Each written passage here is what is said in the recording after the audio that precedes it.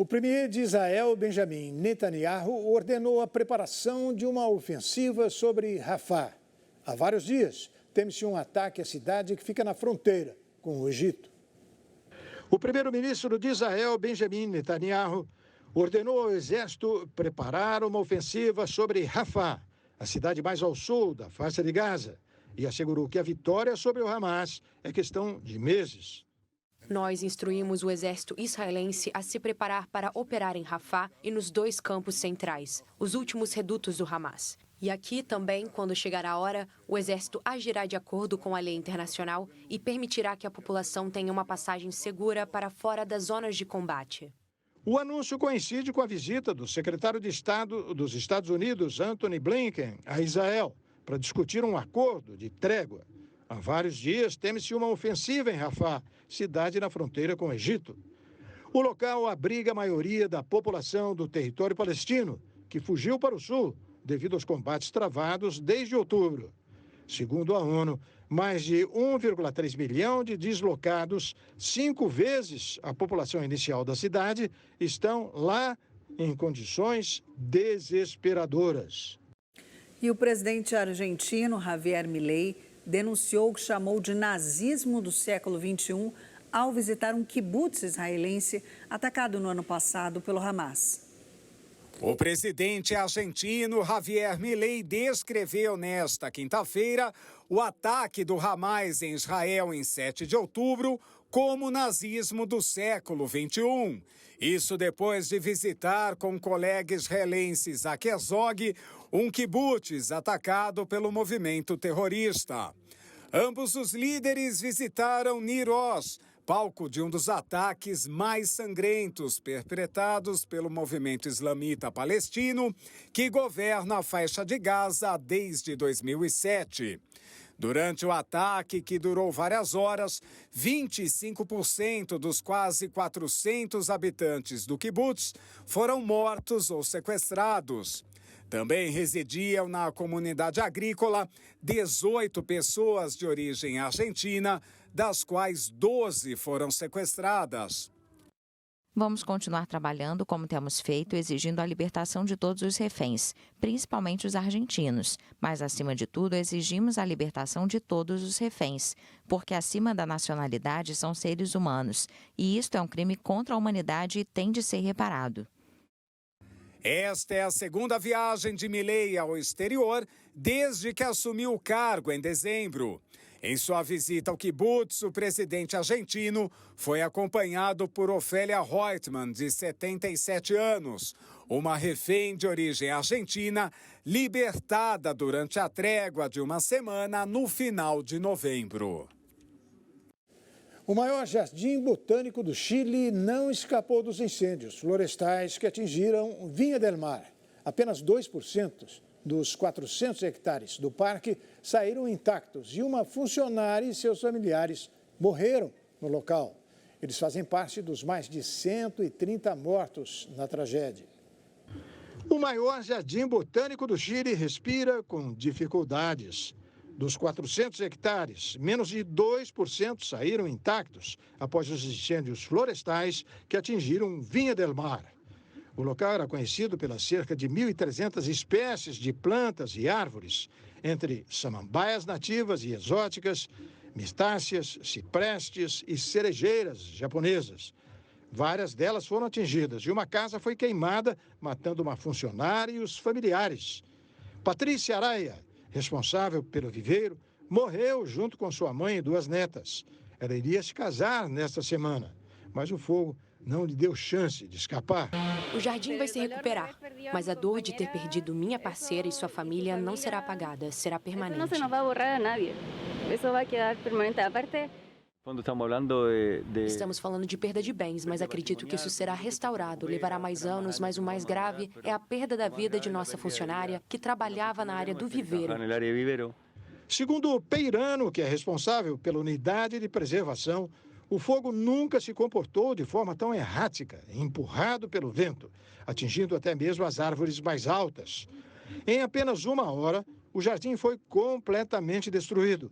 Animais como marsupiais, raposas cinzentas e pássaros também podem ter sido impactados pelas chamas. Existem 60 trabalhadores que dependem do Jardim Botânico, os que regam, cuidam das árvores, aqueles que trabalham neste momento na limpeza do parque para que as pessoas que amam o Parque Botânico, que eu sei que são muitas, possam voltar e com esses recursos possam nos reerguer.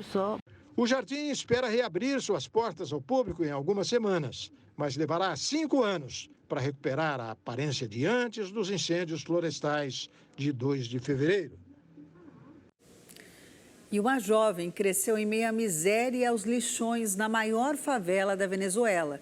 E com o propósito de mudar essa realidade, ela começou uma mobilização de limpeza e criação de grafites para resgatar a autoestima da comunidade. Petare é a maior favela da Venezuela. A moradora Catiusca Camargo e os 3 irmãos cresceram no bairro, entre a extrema pobreza e as montanhas de lixo, até que ela decidiu mudar esse cenário. Com uma vassoura em mãos e convencendo os vizinhos separados por diferenças políticas, ela começou pouco a pouco a erradicar os lixões que existiam na região. Falhas na coleta e disposição de resíduos a toda a Venezuela são um grave problema ambiental que se acentua em áreas pobres, como Petare. Depois de se tornar professora na comunidade, Catiusca decidiu dar um passo a mais. Ela se juntou a uma ONG, Haciendo Ciudad, que promete a recuperação de espaços por meio da arte. A arte sempre foi elitista, sempre foi feita pela elite. Hoje queremos que a arte chegue a todos os setores populares do país, sobretudo em Petare, e queremos que seja sustentável, que as pessoas venham fazer um tour.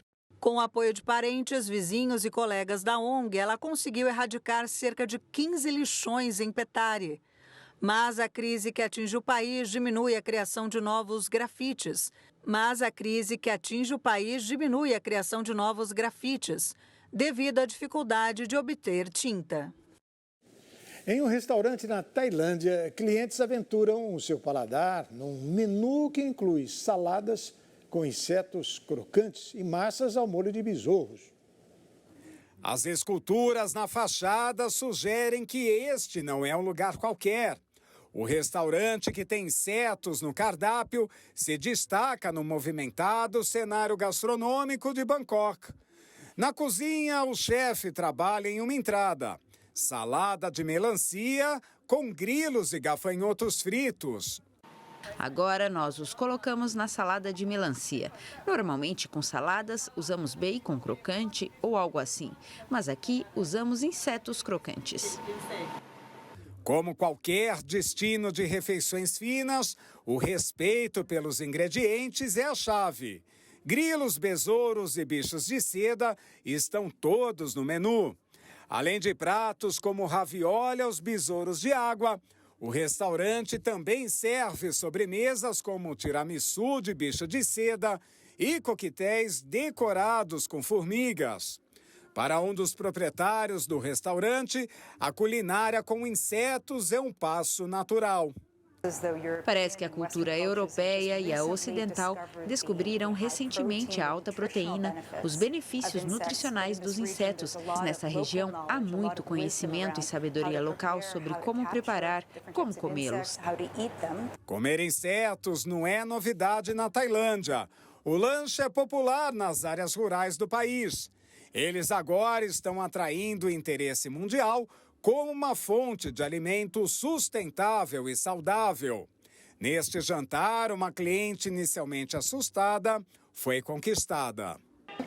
É interessante, talvez não seja apetitoso inicialmente, apesar de ser bem apresentado. Eu estava um pouco preocupada em experimentar, porque ainda assim parece um inseto. Mas comemos um ravioli de besouros d'água e estava realmente saboroso. Ainda é cedo para saber, mas a equipe deste restaurante espera que mais e mais pessoas adquiram gosto pelas chamadas larvas gourmet. Eu tô fora, e você aí de casa, hein? E depois do intervalo, Santos vence e afunda ainda mais o Corinthians pelo Campeonato Paulista. O Timão perde a 5ª partida consecutiva. Caso Daniel Alves, jogador brasileiro, volta a negar estupro e diz que abusou de bebidas alcoólicas. A gente vai para um rápido intervalo, voltamos já já.